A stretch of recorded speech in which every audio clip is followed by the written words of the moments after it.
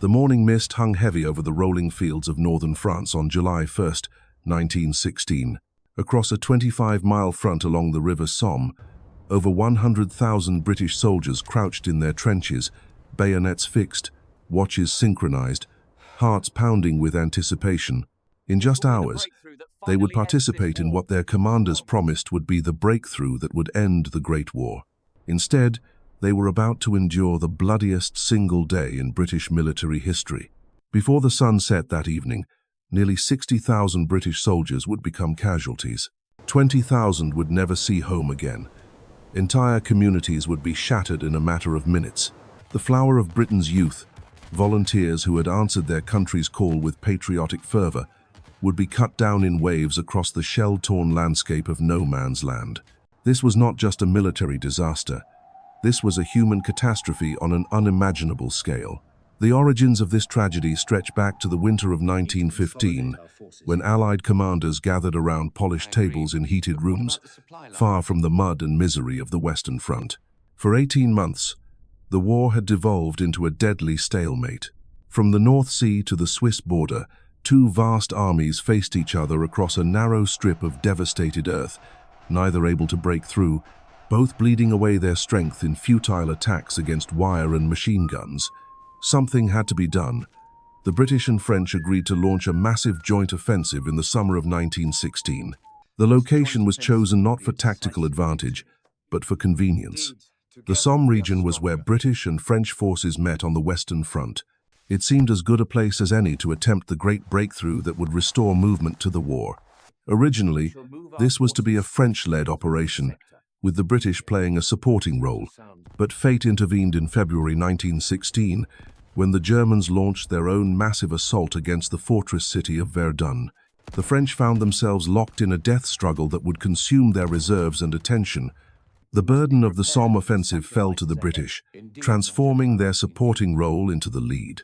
This shift in responsibility could not have come at a more challenging time. The British Army of 1916 bore little resemblance to the small professional force that had crossed to France in 1914. That original army, though superbly trained, had been bled white in the opening battles of the war. In its place stood something unprecedented in British history, a mass citizen army of volunteers. At the outbreak of war, Field Marshal Lord Kitchener had launched a recruiting campaign that captured the imagination of the nation. His famous poster, depicting his stern face and pointing finger above the words, "Your country needs you," became an icon of the age. Young men flocked to recruiting stations in numbers that overwhelmed the system. They came from every walk of life: clerks and farmers, students and factory workers, the fittest and most enthusiastic of Britain's youth. These were not professional soldiers. They were ordinary men, animated by extraordinary purpose. They believed they were fighting for civilization itself, for the rights of small nations, for the future of democracy. Their enthusiasm was infectious, their patriotism genuine, their courage unquestionable. But enthusiasm and courage, however admirable, were poor substitutes for experience when facing the killing fields of modern warfare. The volunteers organized themselves in ways that reflected the communities from which they came. Across Britain, entire neighborhoods, factories and sports clubs enlisted together under the promise that they would serve alongside their friends and neighbors. These became known as the Pals Battalions, units bound together not just by military discipline, but by bonds of friendship, kinship, and shared identity. Lord Derby first coined the phrase "Battalion of Pals" when he recruited enough men to form 3 battalions of the King's Liverpool Regiment in just 1 week. The concept spread like wildfire. The stockbrokers of London's financial district formed their own battalion. The footballers of the Heart of Midlothian Club enlisted together. Mill workers from Lancashire, miners from Wales, clerks from Yorkshire, all joined in groups that preserved their civilian identities within military structure. The Accrington Pals epitomized this phenomenon. 700 men from the small Lancashire town and surrounding areas enlisted together, bound by ties that went back generations. They trained together, sailed to France together, and now prepared to fight together. What none of them realized was that they would also die together. By the spring of 1916, these volunteer armies had been training for over a year. They had learned to march in formation, to handle their rifles, to dig trenches and string wire. But they had never faced the reality of modern warfare. They had never experienced the terror of artillery bombardment, the chaos of battle, or the deadly efficiency of German machine guns. Their commanders, products of a different age of warfare, struggled to understand the tactical realities of the Western Front. Many senior officers had cut their teeth in colonial campaigns where British firepower and discipline had proven decisive against less well-equipped opponents. The idea that massed infantry attacks might fail against prepared defenses seemed almost inconceivable to men raised on tales of British military superiority. As summer approached, the British began their preparations for the Great Offensive. The plan, in its essential simplicity, reflected the thinking of an earlier age. A massive artillery bombardment would destroy German defenses, cut the wire, and neutralize enemy guns. Then the infantry would advance across no man's land and occupy the shattered German trenches. From there, they would exploit their breakthrough and roll up the German line. On paper, the plan appeared sound. The British had assembled the largest artillery force in their history. Over 1,500 guns of various calibers were positioned along the front, ready to unleash unprecedented destruction on the German positions. For 7 days, they would pound the enemy lines with over 1.5 million shells. Surely nothing could survive such devastation. The bombardment began on June 24th. For a full week, the thunder of guns rolled across the Somme Valley. The earth shook continuously. Great columns of smoke and debris rose from the German trenches. From the British positions, it appeared that nothing could survive such punishment. Officers peered through periscopes and pronounced themselves satisfied. The German defenses were being obliterated, but appearances deceived. The German army that faced the British in 1916 was not the same force that had marched into Belgium 2 years earlier. It had learned hard lessons about survival on the modern battlefield. When the Germans first reached the Somme region in 1914, they immediately began improving their positions. They dug deep bunkers, some 30 feet underground, reinforced with concrete and steel. They strung dense belts of barbed wire. They positioned machine guns to create interlocking fields of fire. Most importantly, they prepared for exactly the kind of attack the British were planning. When the bombardment began, German soldiers simply descended into their underground shelters and waited. The shells crashed overhead, but the deep bunkers protected them. The wire was damaged in places, but much of it remained intact. The machine gun positions, carefully concealed and protected, survived largely unscathed. As the British guns thundered day after day, the Germans made their own preparations. They cleaned their weapons, checked their ammunition, and waited for the inevitable infantry assault. They knew it was coming. The week-long bombardment announced British intentions as clearly as if they had sent a telegram. When the guns stopped, the attack would begin. The British bombardment, for all its sound and fury, suffered from fundamental flaws that would prove fatal. The guns were spread too thinly across the front to achieve the necessary concentration of fire. Many of the shells were shrapnel rounds, deadly against troops in the open but ineffective against concrete fortifications. Worse still, an estimated 30% of the shells failed to explode, a testament to the hasty production methods of Britain's expanded munitions industry. The French forces operating alongside the British possessed more than 900 heavy guns for their sector. The British, despite their numerical superiority in troops, had barely half that number spread across a much wider front. When General Haig extended his battle plan to include attacks on the German second trench line, he effectively halved the concentration of artillery fire that could fall on the primary targets. The mathematics were stark and unforgiving. In terms of shells per yard of enemy trench, the Somme bombardment was actually weaker than previous British attacks. Yet confidence remained high in British headquarters. The volunteers of Kitchener's army stood ready in their trenches, many writing final letters home, sharing cigarettes, and checking their equipment one last time. They had been told that the German defenses were destroyed, that they would face minimal resistance, that this would be their moment of glory. Some units were even ordered to walk across no man's land rather than run. So certain were their commanders that opposition would be negligible. The night of June 30th passed slowly for the men in the trenches. Sleep came fitfully, if at all. The constant rumble of artillery had become the soundtrack of their existence, but now it carried different meaning. Tomorrow, when those guns fell silent, they would climb over the parapet and advance toward an enemy they had never seen but were prepared to die fighting. At dawn on July 1st, 1916, the final phase of the bombardment began. The guns roared with renewed fury as British artillerymen sent their shells screaming toward German positions. Smoke and dust obscured the battlefield. The very earth seemed to convulse under the impact of high explosive.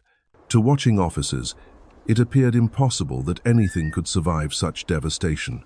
Then, at 7:29 in the morning, an eerie silence fell across the battlefield. The guns had lifted their fire, switching to targets deeper behind German lines. In that moment of quiet, over 100,000 British soldiers prepared for the assault that would define their generation. Officers checked their watches. Whistles were raised to lips. Along 25 miles of front, the flower of British youth prepared to leave their trenches forever. At precisely 7:30, the whistles shrieked.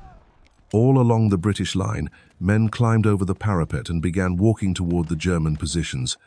They advanced in waves, shoulder to shoulder, maintaining the formations they had practiced on training grounds in England.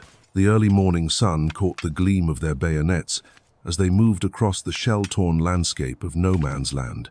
What happened next shattered every assumption upon which the British plan was based. As the sound of the bombardment faded, German soldiers emerged from their deep bunkers like ants from a disturbed nest. They raced to their weapons positions, manning machine guns that had survived the week-long pounding. The carefully planned British advance had given them precious minutes to prepare their reception. The first German machine guns opened fire at 7:31. Then more joined in, creating a deadly chorus that swept across no man's land. The British soldiers, advancing in neat lines as they had been trained, presented perfect targets. Men began falling in windows, cut down by streams of bullets that scythed through their ranks like an invisible reaper. The Accrington Pals, advancing toward the village of Serre, walked directly into this storm of steel. These were men who had grown up together, worked together, and enlisted together in the summer of 1914. Now they died together on the muddy fields of France. Within 20 minutes, 235 were dead and 350 wounded. Of the 700 men who had left their trenches that morning, fewer than 100 remained unscathed. The carnage was repeated all along the British front. The Leeds Pals lost 750 men out of 900. The Sheffield City Battalion was cut to pieces. The Bradford Pals suffered over 1,000 casualties in the first 2 days. Entire communities were being wiped out in a matter of minutes, their young men falling in foreign fields thousands of miles from home. At Thiepval, the Ulster Division launched their attack with characteristic determination. These were men from Ireland's Protestant community, many of whom wore orange sashes into battle in commemoration of the Battle of the Boyne. They advanced singing hymns and war songs, their distinctive accents carrying across no man's land even as German bullets found their marks. The Ulstermen actually reached their objectives, capturing the formidable Schwaben redoubt, but found themselves isolated and unsupported. Without reinforcement, they were forced to withdraw, leaving their dead scattered across the ground they had briefly won. The German defenders, many of whom had been on the Somme since 1914, fought with the desperation of men defending their adopted homeland. They had spent 2 years improving these positions, digging deeper, building stronger, creating killing zones that channeled attacking forces into carefully prepared fire lanes. When the British appeared, walking slowly across open ground in broad daylight, it seemed almost too easy. Machine gunners traversed their weapons back and forth across the advancing waves, watching through their sights as men crumpled and fell. The psychological impact on both sides was enormous. British soldiers, who had been told they would face minimal resistance, instead encountered a wall of fire that defied comprehension. German defenders, who had endured a week of bombardment in their underground shelters, now witnessed slaughter on a scale that shocked even hardened veterans. By mid-morning, it was clear that the Great Offensive had failed catastrophically along most of the British front. The neat lines of advancing infantry had dissolved into scattered groups of survivors, seeking whatever cover they could find in shell holes and folds in the ground. Medical personnel, both British and German, began the grim task of tending to the wounded, who lay scattered across no man's land. The only significant British success came in the southern sector, where the 13th and 18th Divisions managed to capture the villages of Montauban and Mametz. Even here, success came at a terrible price, and the gains were far short of what had been planned. The French forces, operating south of the Somme River itself, achieved greater success with fewer casualties, aided by better artillery preparation and the element of surprise that the Germans had not expected attacks in their sector. As the day wore on, the full magnitude of the disaster became apparent to British commanders. Reports filtered back from the front lines telling of units that had simply vanished, of objectives that remained in German hands, of casualties that mounted beyond all previous experience. The Great Breakthrough had become the greatest single-day catastrophe in British military history. Yet even as the reports of catastrophe reached headquarters, the fighting continued with desperate intensity. German artillery, which had remained silent during the bombardment to avoid counter-battery fire, now opened up with devastating effect. Shells burst among the scattered survivors in no man's land, adding to the carnage that machine guns had already wrought. The carefully planned timetable of the British assault dissolved into chaos as units lost contact with their commanders and each other. In the village of Beaumont-Hamel, the Newfoundland Regiment faced annihilation in one of the day's most heartbreaking episodes. These men had traveled thousands of miles from their island home to fight for the Empire, leaving behind fishing villages and lumber camps to serve on the battlefields of Europe. They advanced from a position called Y Ravine, moving uphill toward German positions that commanded perfect fields of fire. The Newfoundlanders walked into a killing ground that had been prepared with methodical German efficiency. Machine guns positioned in the ruins of Beaumont-Hamel village swept the slope with overlapping fire. Artillery observers, safe in their concrete bunkers, called down precise barrages on the advancing men. Within 30 minutes, the regiment had been virtually destroyed. Of the 800 men who left their trenches, only 68 answered roll call the following day. Many families in St. John's would receive multiple telegrams announcing the deaths of fathers and sons who had enlisted together. The human cost of these tactical failures extended far beyond the battlefield itself. In small towns across Britain, entire streets would soon be draped in black as news of the casualties reached home. The Grimsby Chums, drawn from the fishing port on England's east coast, lost half their number in the first assault. The Sheffield City Battalion, composed largely of white-collar workers and clerks, suffered similar devastation. These were not abstract military units, but communities in uniform, bound together by shared experiences and mutual trust. The psychological impact on the German defenders was equally profound, though in different ways. Many had expected the British bombardment to herald a massive assault, but the reality exceeded their worst fears. Machine gunners reported that they wept as they fired, unable to comprehend the scale of slaughter they were inflicting. Some ceased firing altogether, overwhelmed by the sight of British soldiers walking steadily into certain death. German regimental histories from that day describe a mixture of professional satisfaction and human revulsion. The defenders had performed their duty with devastating effectiveness, but many questioned why the British continued to attack in such suicidal formations. Prisoners taken later in the day spoke of their amazement at British courage and their bewilderment at British tactics. As afternoon shadows lengthened across the battlefield, isolated groups of British soldiers still clung to positions in no man's land. Some had found temporary refuge in shell craters. Others had reached sections of German wire that had been partially cut. A few brave souls even made it to the German front line, only to find themselves outnumbered and cut off from support. These survivors faced an agonizing choice: attempt to return across the killing ground they had just crossed, or surrender to an enemy they had been taught to hate. The medical services, both British and German, struggled to cope with casualties on a scale for which no army had prepared. Stretcher bearers worked under constant fire, carrying wounded men back to aid stations that quickly became overwhelmed. Many of the injured lay where they fell, crying out for water or calling for their mothers as the sun beat down mercilessly. The July heat turned no man's land into a furnace where wounded men faced the additional torment of thirst and exposure. German medical personnel, following the conventions of warfare, treated British wounded when they could reach them safely. In some sectors, unofficial truces developed as both sides recognized the humanitarian necessity of recovering the injured. These moments of compassion provided brief respites from the industrial killing that characterized modern warfare.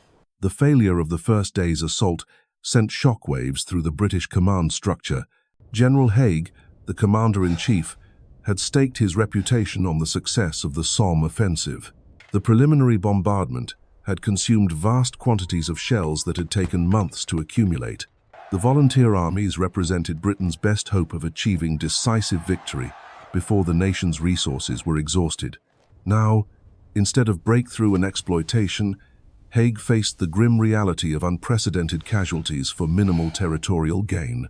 The few tactical successes, mainly in the southern sector where Montauban and Mametz had been captured, were overshadowed by the comprehensive failure along most of the front. The German second line remained intact and unbreached. The enemy's reserves had not been committed to counterattacks, suggesting that they remained confident in their defensive positions. The implications extended far beyond military considerations. Britain had committed the flower of its youth to this offensive, men who represented the future of their communities and the nation itself. Teachers and lawyers, miners and clerks, athletes and artists lay dead or dying in the French countryside.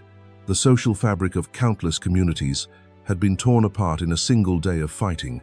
News of the casualties would take days to reach Britain, filtered through military censors who struggled to comprehend the magnitude of the disaster. Initial reports spoke vaguely of heavy fighting and determined resistance, euphemisms that concealed the truth from families anxiously awaiting word of their loved ones. When the casualty lists finally appeared in local newspapers, entire communities would be plunged into mourning. The German defenders, having survived the greatest bombardment in military history and repulsed the largest infantry assault they had ever faced, began to assess their own situation. Their losses, while significant, paled in comparison to British casualties. Estimates suggest that German forces suffered between 10 and 12,000 casualties during the first day, a fraction of the British total. More importantly, their defensive positions remained largely intact. German commanders recognized that they had achieved a tremendous tactical victory, but they also understood that this was likely only the beginning. British determination and resources were far from exhausted. The failed assault of July 1st would almost certainly be followed by renewed attacks as British commanders sought to justify the enormous sacrifice of the opening day. As darkness fell over the battlefield, the sounds of combat gradually diminished. The machine guns fell silent, their barrels cooling in the night air. Artillery fire became sporadic as both sides conserved ammunition and tended to their wounded. But the moans and cries of injured men continued through the night, a haunting reminder of the day's carnage that would echo in the memories of survivors for decades to come. The Battle of the Somme was far from over. What had begun as a single day's assault would stretch on for months, consuming armies and reshaping the nature of warfare itself. But July 1st, 1916, would forever stand apart as a day when innocents died alongside the volunteers who had answered their country's call. The bloodiest day in British military history had ended, but its consequences would reverberate through generations yet unborn. The aftermath of that terrible first day unfolded like a slow-motion catastrophe across the British Isles. Telegraph wires hummed with coded messages that would soon translate into personal tragedies in countless homes. Military censors worked frantically to soften the brutal reality, but no amount of careful wording could disguise the magnitude of what had occurred. The phrase, "heavy casualties," appeared in newspapers across Britain, a euphemism that would soon give way to the stark mathematics of loss. In the War Office, clerks began the grim task of compiling casualty lists that stretched longer than anyone had imagined possible. Names that had been written in regimental rolls with pride just hours before now appeared on different lists entirely. The dead, the wounded, the missing. Each name represented not just a soldier, but a son, a father, a brother whose absence would leave an unfillable void in families across the nation. The Pals battalions, which had marched to war with such optimism, now revealed the terrible flaw in their design. When the Accrington Pals suffered their devastating losses, It meant that nearly every family in that Lancashire town faced personal tragedy. The same streets that had celebrated the departure of their local heroes now prepared for a grief that would touch every household. Mill workers, shopkeepers, teachers, clerks, all had answered the call together, and all had fallen together. Similar scenes played out across Britain as communities that had sent their young men to war in organized groups now faced concentrated devastation. In Grimsby, the fishing industry lost an entire generation in a single morning. In Sheffield, whole neighborhoods found themselves without the young men who had formed football teams and worked in the steel mills. The social bonds that had created the Pals battalions now became channels through which collective mourning would flow. July 1st, 1916, stands as a monument to human courage and the tragic cost of military miscalculation. 60,000 casualties in a single day, a number that transcends statistics to become a testament to sacrifice. The Pals battalions, bound by friendship and community, demonstrated that the strongest bonds of brotherhood could not shield against the brutal realities of modern warfare. Their legacy reminds us that behind every great historical tragedy lie countless personal stories of loss, heroism, and the price of freedom.